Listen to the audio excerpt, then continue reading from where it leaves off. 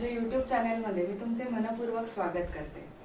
भारतीय नृत्यकलेमध्ये समृद्ध परंपरा लाभलेली आहे आणि अशाच ह्या परंपरेमध्ये कथक ही एक अत्यंत भावपूर्ण त्याचबरोबर देखणी आणि अभिजात नृत्यशैली आहे। आज आपल्या भेटीला आल्या आहेत अशाच एक उत्तम कथक समर्पित साधिका, उत्कृष्ट गुरु आणि अनेक विद्यार्थ्यांना प्रेरणा असणाऱ्या सौ शिल्पाताई मुंगळे। ताई, मी तुमचे या YouTube चॅनलवर खूप मनापासून स्वागत करते। धन्यवाद। मुलाखत सुरू होण्याआधी मी सर्वप्रथम गायत्रीचं खूप कौतुक करणार आहे, कारण इतक्या लहान वयात तिच्या मनात असा विचार यावा की व्यक्ती आणि मुलाखती हे आपलं YouTube चॅनल सुरू करावं आणि ते लोकांपर्यंत प्रसारित करावं। आजच्या तरुण पिढीसाठी हे खरंच खूप प्रेरणादायी आहे। त्यामुळे गायत्री, तुझं मनापासून खूप खूप कौतुक। धन्यवाद ताई। सुरुवातीला मला सर्वप्रथम आपल्या थोडंसं कला प्रवासाबद्दल जाणून घ्यायचंय। तर आपला हा कथक नृत्यकलेचा प्रवास कसा झाला आणि ह्यामधील असे कोणते क्षण आहेत का जे तुम्ही कायमस्वरूपी तुमच्या लक्षात राहतील? नृत्याची मला लहानपणापासून आवड होती, त्यामुळे नृत्य आणि कथक नृत्य हे दोन्ही गोष्टी जरी दिसताना सगळ्यांना सारख्या वाटल्या तरी त्याच्यात खूप फरक आहे हा मला जेव्हा कथक नृत्य मी शिकायला लागले तेव्हा मला कळला। कारण मला लहानपणापासून नृत्याची खूप आवड होती। मी लहानपणापासून जे जे काही डान्स करायची किंवा जे जे काही गाणी असायची त्याच्या रेकॉर्डेड मी डान्स करायची। पण जेव्हा माझ्या मुलीचा जन्म झाला, म्हणजे काश्मीराच्या जन्मानंतर म्हणजे 25व्या वर्षी मी कथक नृत्य शिकायला सुरुवात केली आणि तो प्रवास जो सुरू झालाय तो आजही गेले जवळपास 28 वर्ष झाले की माझा तो प्रवास चालूच आहे। आज मी सर्वात शेवटची पदवी संगीताचार्य तेही मी आज शिकते, त्यामुळे हा एवढा दीर्घ प्रवास माझा आजही कथक नृत्याचा चालू आहे। आणि संस्मरणीय म्हणाल तर मला असं वाटतं की मला येणारा प्रत्येक तोडा, येणारी बंदिश ही जेव्हा मला तालबद्ध करता येत होती, त्याची हस्तकं पूर्णपणे दाखवता येत होती किंवा ती व्यवस्थित करता येत होती आणि तो येणारा मला आनंद होता, तो माझ्यासाठी प्रत्येक गोष्ट ही माझ्यासाठी ती अत्यंत आनंदाची आणि संस्मरणीय अशी। खरंच कलाकारांचा जो प्रवास असतो तो अनेक अनुभवांनी समृद्ध होत असतो। कथक अलंकार ही पदवी जेव्हा आपण प्राप्त केली तेव्हा कोणती अशी साधना आणि शिस्त होती जी कायमस्वरूप जी महत्त्वाची ठरली? मुळात मी जेव्हा कथक नृत्य शिकायला घेतलं तेव्हा असं माझं काही विचार नव्हता की आपण त्यामध्ये सातत्याने एवढे पुढपर्यंत शिकू, पण जसजसं मी शिकायला सुरू केली तसं मला खरंच त्यामध्ये एक गोडी निर्माण झाली। त्याचं शास्त्र, त्याचा अभिनय, त्याचं ते करता करता माझा प्रवास सुरू झाला आणि विशारद पूर्ण झाल्यानंतर असं मला वाटलं की आता आपण अलंकार शिकावं। मुळात प्रश्न असा होता की आपण कोणते गुरु घ्यावे, कारण रत्नागिरी, सिंधुदुर्ग किंवा कोल्हापूर इथे आपल्याला अलंकार शिकवणारे शिक्षक नसल्यामुळे मला एकतर पुणे किंवा मुंबईत जायला लागणार होतं। शेवटी ग्रामीण आणि शहरी भागात जो फरक असतो ना तोच नृत्यासाठी पण तितकाच महत्त्वाचा असतो, त्यामुळे इथनं उठून आपण पुण्यात जाणं, त्यामुळे त्या शैली जरी तीच असली तरी प्रत्येक गुरुचं शिकवण्याची पद्धत वेगवेगळी असते, तर ती आत्मसात आपल्याला करता येईल का, आपल्या इतक्या वयानंतर आपण तितकं समर्थपणे ते निभावू शकू का, हा एक पहिला माझ्या मनात विचार होता। पण तरीही मी अलंकारसाठी जेव्हा मनीषाताईंकडे म्हणजे पुण्याला मी ताईंकडे गेले आणि तिथला जो माझा तिथपासून जो प्रवास सुरू झाला तो 6 ते 7 वर्ष मला लागली अलंकार पूर्ण होण्यासाठी, पण तो प्रवास माझा खूप आनंददायी होता। तो शिकताना त्या 6 वर्षात माझं एक काही गोष्टी मला सातत्याने जाणवल्या किंवा ज्या महत्त्वाच्या वाटतात, तर त्यातली एक महत्त्वाची की गुरुवरती असलेला आपला पूर्ण विश्वास। आपल्याला जे गुरु शिकवतोय ते आपल्यासाठी नक्कीच चांगल्याच गोष्टी तो शिकवतो आणि जे सांगतोय, जो कधी रागवत असेल किंवा सांगत असेल की तू हे केलं पाहिजे तर तो आपल्या चांगल्यासाठी आहे, हे प्रत्येक विद्यार्थ्याने आत रुजवलं पाहिजे। त्यामुळे गुरुवर असणारा पूर्ण विश्वास, माझी शिकण्याची प्रचंड जिद्द, मला असं कित्येक वेळा असं वाटायचं की अरे आपण का करतोय, म्हणजे कधीतरी खूप असं थकायला व्हायचं, एवढं अंतर, इतकं जाणं किंवा त्यांच्याकडनं ते समजून घेणं आणि त्याचा प्रॅक्टिस करणं हे तसं थोडं कठीण वाटायचं, पण तरीही मला ती माझ्याकडे असणारी चिकाटी की जी मला तिथपर्यंत पोहोचवू शकली। त्यानंतर अर्थातच जो सगळ्यांसाठी खूप महत्त्वाचा असतो की आपल्या कुटुंबाचा आपल्यासाठी असणारा भक्कम आधार, कारण सगळ्या आणि बरोबरीने विद्यार्थ्यांसाठी, कारण तेव्हा माझी अकॅडमी ही सुरू होती, पण विद्यार्थ्यांनी ती माझ्या वेळा ऍडजस्ट करत किंवा कुटुंबाने माझ्या सगळ्या वेळा ऍडजस्ट करत मला जे नृत्य शिकण्यासाठी प्रोत्साहन दिलं, तर ते मला अलंकार होण्यासाठी खूप महत्त्वाचं होतं. आणि अर्थातच नृत्य हा माझा श्वास आहे, त्यामुळे हे सगळं करताना मी खूप आनंददायी हा माझा प्रवास आहे. त्यामुळे अर्थातच ते शिकताना मला कधीच असं होत नाही की मला थकायला झाले किंवा दमले, तर तो माझ्यासाठी खूप प्रेरणादायीच आहे नृत्य प्रवास. खरं, आजच्या पिढीपर्यंत हा असा कला क्षेत्रातील वारसा पुढे नेणं ही खरंच एक मोठी जबाबदारी आहे. आणि जसं तुम्ही म्हणालात की जिद्द चिकाटी ही खरंच आमच्या पिढीला शिकण्यासारखी आहे की ती ठेवली तर एखादं ध्येय आपलं साध्य होतं. तर कथ्थक ही जी शास्त्रीय नृत्यशैली आहे ही आजच्या पिढीला तुम्ही जेव्हा शिकवता तेव्हा ते तुम्हाला किती आव्हानात्मक आहे किंवा काय आव्हानं जाणवतात तुम्हाला? हो आहे, आव्हानात्मक आहेच आहे. म्हणजे असं म्हणाल तर मागच्या पिढीला ही वेगळी आव्हानं होती, प्रत्येक पिढीला ही वेगवेगळी आव्हानं असतातच, पण आमच्या पिढीला असणारी आव्हानं अशी आहेत की एकतर काळ पटकन बदललाय, म्हणजे आज डिजिटल युग आहे, खूप प्रसार माध्यम असतील किंवा मोबाईलचा वापर असेल, त्यामुळे खूप चटकन बदल झाले. मुलांपर्यंत पण ते खूप लवकरात लवकर पोहोचतात. पूर्वी जो काळ लागायचा तो आज तो लागत नाही, तो मुलांपर्यंत पण लगेचच पोहोचतो. त्यामुळे हा सगळं त्यांच्यापर्यंत ती आव्हानं पोहोचवणं किंवा त्यांना ते करण्यासाठी उद्युक्त करणं, ह्याच्यासाठी आम्हा कथ्थक गुरूंना आहेत थोडे परिश्रम घ्यावेच लागतात. कारण एक तर मुळात रियाजाची कमतरता, कारण बरेच वेळा असं होतं की हे मला येत आहे, ऍक्च्युली त्याचा दररोजच्या दररोज रियाज होणं खूप गरजेचं आहे, तेव्हाच तुम्ही करू शकता. बरेच वेळा असं असतं ना की आपण मनातनं नृत्य खूप चांगलं करतो, पण जेव्हा पायातनं किंवा चेहऱ्यावरती जेव्हा अभिनयाद्वारे करायचं असतं तेव्हा आपण ते मागे पडतो, कारण त्याच्यासाठी आपण आपला रियाज कमी पडतो. आणि आज हा मुलांच्या मध्ये ते रुजवणं की तुम्ही रियाज सातत्याने केला पाहिजे हे खूप महत्वाचं आहे. दुसरी गोष्ट अशी आहे की पालकांचा असणारा अट्टाहास. बरेच वेळा पालक मुलांना त्यांचं सगळं टाइम टेबल आखलेलं असतं, त्यामुळे त्या मुलांना रियाजासाठी किंवा ते सातत्याने करण्यासाठी टाइम टेबल आखल्यामुळे त्यांना ते शक्य होत नाही. पण मुळात मला असं वाटतं कला हीच आनंदासाठी शिकावी, आणि तो जो आनंद आहे, तो जो दररोजचा दररोज करण्यातला आनंद आहे, तो रियाजातला आनंद आहे, जे हळूहळू आपले पाय वाजायला लागतात, पायातला प्रत्येक टाळ खाई खाई तर ते कळायला लागतं, तो जो आनंद तो खूप महत्वाचा आहे. आणि हे पालकांना समजून सांगणं की त्या मुलांना तुम्ही ते शिकवा, ते करायला द्या, त्यांना जो दररोजच्या दररोज रियाज आहे तर तो तुम्ही त्यांना करायला लावा. हे खूप आम्हा गुरूंना ते आव्हान आहे की आम्हाला ते मुलांपर्यंत आणि पालकांपर्यंत समजून पोहोचवणं आणि त्यांच्यापर्यंत सांगणं. आणि चौथी गोष्ट अशी आहे की मुलांचा स्वतःविषयी असलेला समज. म्हणजे बरेच वेळा असं होतं की आज आपण वेगवेगळ्या चॅनलवरती, वेगवेगळ्या इन्स्टावरती वेगवेगळ्या पोस्ट बरेच गुरु ती प्रसारित करत असतात, तर त्यांनी जे केलेली जी काही क्लिप असते तर त्यांना वाटतं की हे आपण लगेच करावं. तर एक महत्वाची गोष्ट की ते करण्यामागे त्या गुरूंनी किती वर्ष आपली साधना, किती वर्ष त्यासाठी घालवले किंवा एक एक स्टेप बसवण्यासाठी त्यांनी काय विचार केलाय हे एकदम मुलं जाणून घेत नाही. दुसरी गोष्ट अशी की ते शेवटी लगेच नाहीच ना जमणार, कारण त्यांच्या इतक्या वर्षाच्या साधनेनंतर त्यांनी तो 1.5 मिनिटात केला तरी त्याच्या पाठीमागे त्यांची एवढी साधना असते, तर त्यांना ते न जमल्याने त्यांना असं नर्वसनेस येतो आणि त्यांना वाटतं की नाही मग मला नृत्य जमेल असं नाही. तर हे मुलांपर्यंत पोहोचवणं की असं काहीही नाहीये, तुम्ही दररोज ते केलं की तुम्हाला नक्की येईल. त्यामुळे ह्या सगळी आव्हानं मुलांपर्यंत पोहोचवणं आणि तरीही तो प्रसार करणं हे आमच्यासाठी एक मोठं आहे सगळ्या कथ्थक गुरूंसाठी असं मला वाटतं. खरंच, म्हणजे थोडक्यात काय की जेवढा आपण रियाज करू तेवढं आपल्याला ते अजून सोपं होऊन जाईल.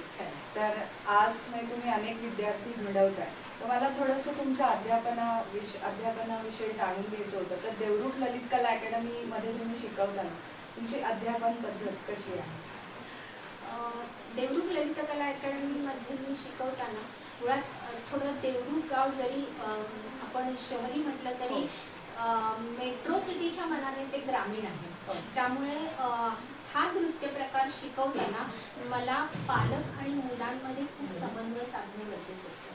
त्यांना जवळीकता आणणं, त्यांना समजून सांगणं नृत्य हे काय आहे आणि ते कशा प्रकारे आम्ही सादरीकरण करतो, तर ते खूप महत्वाचं असतं. त्यामुळे सर्वप्रथम जेव्हा विद्यार्थी पालक निघून येतात येतात की ऍडमिशनसाठी, तर तेव्हा मी त्यांना हे सगळं समजावून सांगते. हा प्रवास खूप लांबचा आहे, तर त्याच्यासाठी तुम्ही मुलांना तयार करणं आणि तुमचं एकच काम आहे की माझ्यापर्यंत पाठवणं. हो. मग मी मुलांना त्यांची मानसिकता जाणून मी त्यांना नृत्य शिकवते.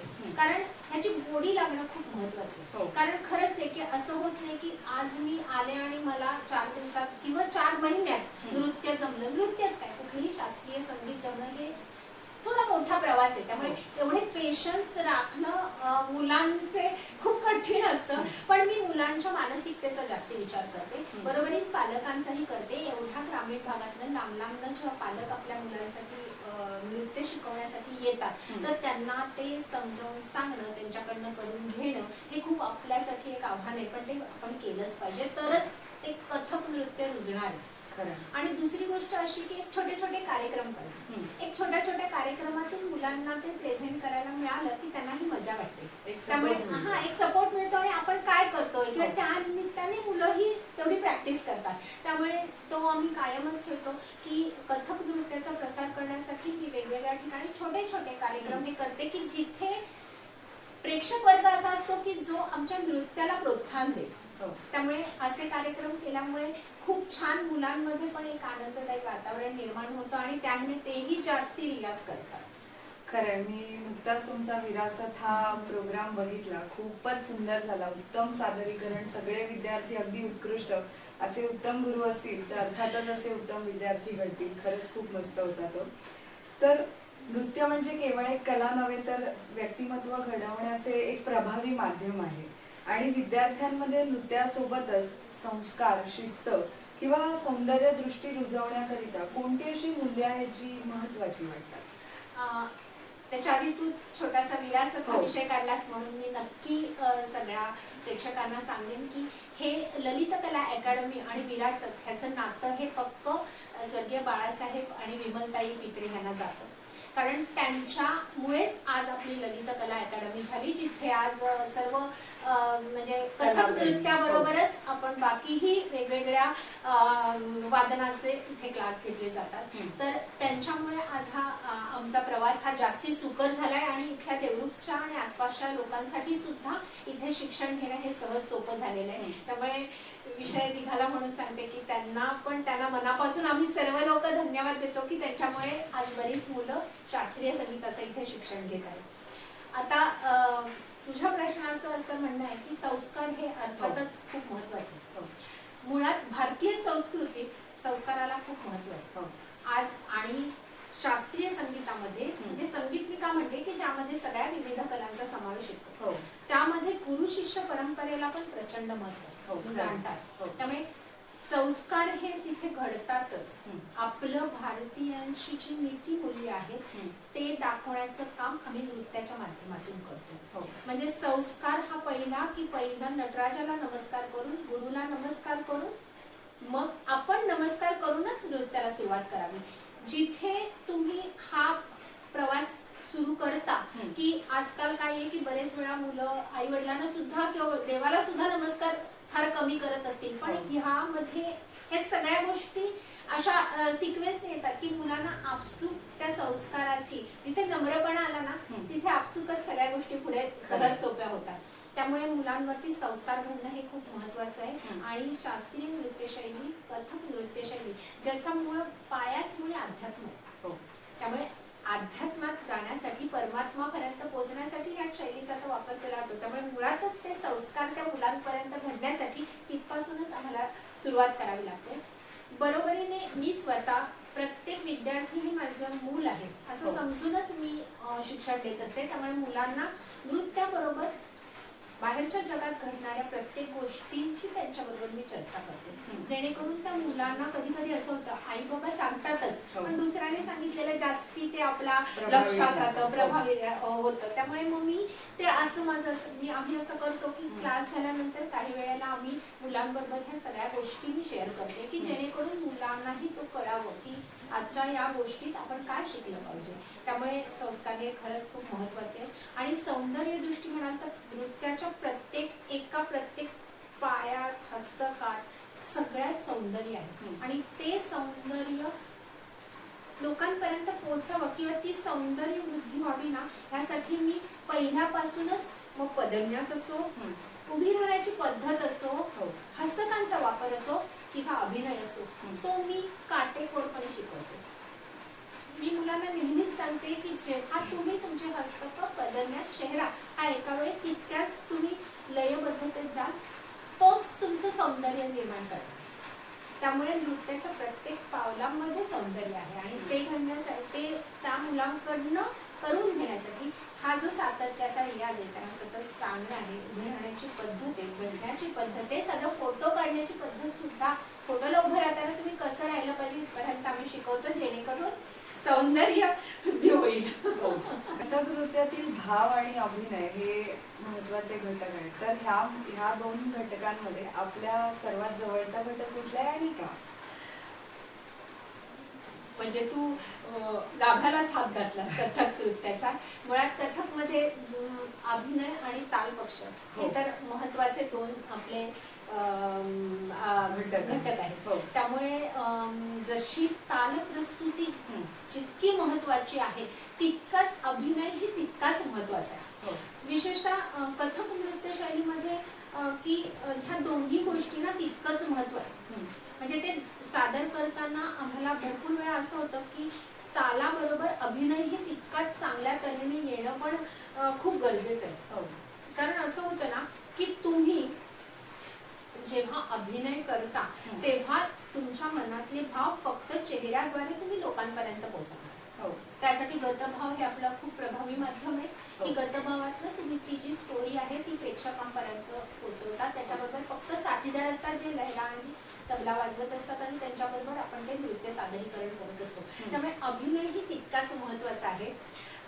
आता माझ्या बाबतीत म्हणशील तर मला खरं तर दोन्ही गोष्टी म्हणजे जास्ती आवडतात, पण मला अभिनयावरती माझं जास्ती थोडंसं जास्ती आवडतो. आणि कारण माझं आता मी जे संगीताचार्य करते कथक नृत्यामध्ये, तर माझा मुळात विषय सुद्धा नायिका हाच आहे. म्हणजे आजपर्यंत असं की पारंपरिक नायिका तर आपण सगळ्यांनी पाहतोच बघतोच, तर अशा नायिका ज्यांनी इतिहासात आपल्या कर्तृत्वाने इतिहास सिद्ध केलाय किंवा त्यांनी स्वतःचं अस्तित्व सिद्ध केलेलं आहे, तर का नाही आपण अशा नायिकांचं प्रस्तुती करावी. त्यामुळे माझा विषय तो असल्यामुळे आज मी त्या विषयात खूप अभ्यास करते. त्यामुळे स्वाभाविक अभिनयाकडे माझं थोडा जास्ती कल झुकतं. तर तो प्रवास असल्यामुळे थोडा अभिनयाकडे माझं जास्ती कल आहे असं मला वाटतं. आजकाल आपण बघतो की ग्रामीण भागात असे बरेच कलाकार असतात, पण परंतु त्यांना जो आवश्यक व्यासपीठ असतं ते तेवढं मिळत नाही. मग ग्रामीण किंवा लहान शहरांमध्ये असेल, शास्त्रीय नृत्यकलेचा प्रसार हा कसा झाला पाहिजे किंवा ह्याबद्दल तुमचे काय विचार आहेत? खरंय, कारण मुळात ग्रामीण भागामध्ये हा प्रसार होणं खरंच खूप कठीण आहे. कारण त्यासाठी जितकं शहरामध्ये पालक वर्ग तयार आहे, त्यांना माहिती आहे की मुलांना आपण काय दिलं पाहिजे, त्याच्यासाठी कसं कुणापर्यंत पोहोचवलं पाहिजे, कसं त्यासाठी त्यांना व्यासपीठ मिळण्यासाठी त्यांच्यावरती तेवढा खर्च केला पाहिजे. स्वाभाविक आहे, आपण ज्या कुठल्याही एखादी गोष्ट करतो तर त्याच्याबरोबर तो आर्थिक पण येतोच विषय. तर ते जितकं शहरी भागात त्यांना माहिती आहे या सगळ्या गोष्टी करणं, तितकं ग्रामीण भागात ह्या गोष्टी खूप माहीत नसतात किंवा त्यासाठी त्यांची खर्च करण्याची त्यांची तयारी नसते. पण जसं पूर्वी आपल्याला राजाश्रय होता, कलेला तसा राजाश्रय होता, तसं आजही असं आहे की बरेच लोक आपल्या नृत्य शैलीसाठी किंवा आपल्या एखाद्या चांगल्या विचाराने एखादा मी कार्यक्रमाची आयोजन केलं तर नक्कीच आपल्याला ते सपोर्ट करतात. त्यामुळे आपण हा म्हणजे वेगवेगळे प्रोग्राम घेऊ शकतो. आणि मला तर वाटतं की मी तर नक्कीच हे प्रोग्राम छोटे छोटे घेते, ज्यातनं मी पैसा आर्थिक बाब महत्वाची नाही, पण लोकांपर्यंत कथक नृत्य पोहोचवणं. याबाबत मी तुला एक छोटंसं उदाहरण सांगेन की संगमेश्वरला मी क्लास घेत होते. खूप संगमेश्वर तर देवरूखपेक्षा सुद्धा खूप लहान गाव आहे माहितीये. तर तिथे मी आषाढ रंग म्हणून कार्यक्रम घेत होते. तर मला मी जेव्हा सांगितलं की आपण हा कार्यक्रम करायचा, तर तिथल्या ज्या मुलं होती त्यांच्या आईने विचारलं की तिचे बाबा आले तर चालतील का कार्यक्रमाला. म्हटलं अरे हो नक्कीच. तर म्हणे असं चालतं का. तर म्हटलं हो नक्कीच चालतं, कारण तुम्ही क्लासमध्ये काय होतं ते तुम्हाला माहिती नाहीये. त्याच्यासाठी तुमचे जर पालक तुम्ही सगळे आलात तर तुम्हाला कळेल की कथक नृत्य काय आहे. आणि जेव्हा कार्यक्रम पूर्ण झाला तेव्हा सगळ्यांनी सांगितलं की अच्छा, कथ्थक नृत्यामध्ये इतकं छान आणि इतकं चांगलं असतं, आम्हाला खरंच माहिती नव्हतं. त्यामुळे असे कार्यक्रम केल्यामुळे लोकांपर्यंत पोहोचतं की आपलं नृत्यशैली काय आहे ती. त्यामुळे हे सगळं खूप महत्त्वाचं आहे की त्यांना छोटे छोटे कार्यक्रमासाठी वेगवेगळ्या ठिकाणी स्टेज उपलब्ध करून देणं. म्हणजे थोडक्यात काय की जर असे आपण छोटे कार्यक्रम जर आयोजित केले जसं तुम्ही म्हणालात तर त्या निमित्ताने ग्रामीण भागात त्याचा प्रचार आणि प्रसार जास्तीत जास्त होईल. गुरुचा महत्त्व हा सगळ्यांच्याच आयुष्यात खूप मोठा असतो.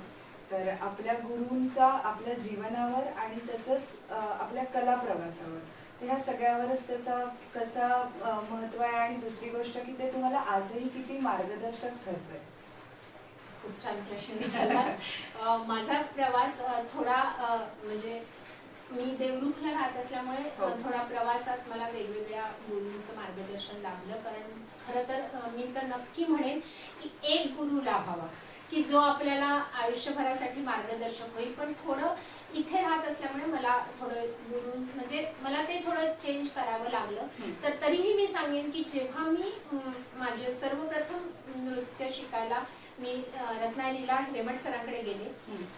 हिरेमठ सरांकडे मी 4 वर्ष होते. तेव्हा मला पहिलं कळलं की नृत्य आणि कथ्थक नृत्यातला फरक हा माझ्यासाठी खूप महत्त्वाचा होता की जे मी त्यांच्याकडे शिकले. त्यानंतर मी कोल्हापूरला अमिषा मॅडमकडे गेले. अमिषा मॅडमकडे मला विशारदपर्यंत मी अमिषा मॅडमकडे शिक्षण घेतलं आणि त्यांच्याकडे मला कळलं की जेव्हा तुम्ही कथ्थक नृत्य शिकता तर त्याच्याबरोबर तुमचे पदन्यास, हस्तक जी पूर्णत्वाला गेली पाहिजे. तुम्ही एखादी गोष्ट जेव्हा करता तर ती पूर्णत्वाला पोहोचली पाहिजे. बरोबरीन ताल, बरोबरीन अभिनय हा पण तितक्याच सक्षमपणे तुम्हाला आला पाहिजे. हा मला तिथे गेल्यावरती कळलं आणि ते खूप माझ्यासाठी महत्त्वाचं होतं. त्यानंतर जेव्हा मी मनीषा ताईकडे गेले अलंकारसाठी तेव्हा ताई, तुम्हाला आज माहितीच आहे की मनीषा ताईंना आज संगीत नाटक अकादमीचा पण पुरस्कार मिळाला. तर ताईंच्या विद्यार्थिनींकडनं मी नृत्य शिकले. पण माझ्यासाठी त्या माझा प्रचंड आयडॉल आहेत. कारण मला तिथे कळलं नृत्य कसं जगावं आणि नृत्यात कसं राहावं हे. हा माझ्यासाठी एक माइलस्टोन होता. बास तिथे गेले आणि मला कळलं की अच्छा हे असं जगायचं असतं नृत्यामध्ये आणि ते माझ्यासाठी ह्या पुढच्या 10 वर्षासाठी खूप जास्ती प्रेरणादायी होतं.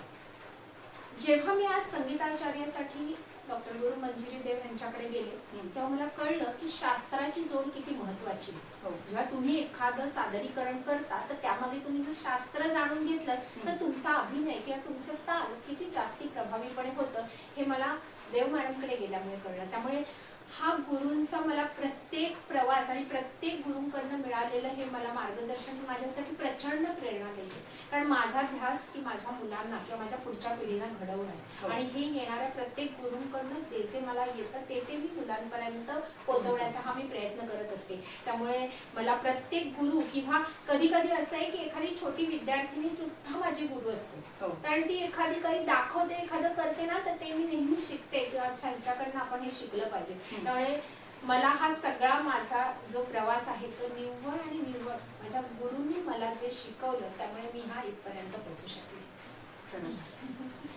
आजकाल जर आपण बघितलं तर तंत्रज्ञान हे झपाट्याने वाढत चाललंय.